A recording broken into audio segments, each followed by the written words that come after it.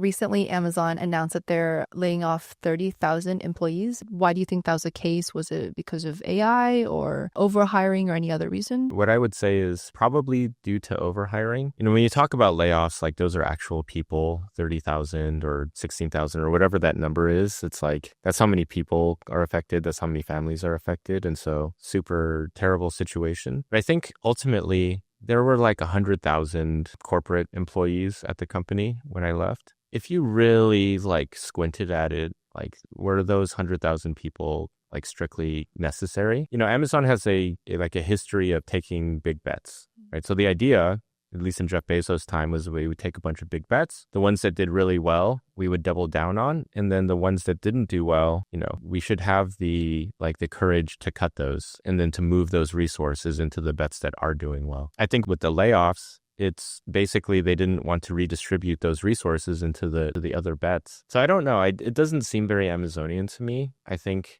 we should have a ton of ideas, especially in this AI age.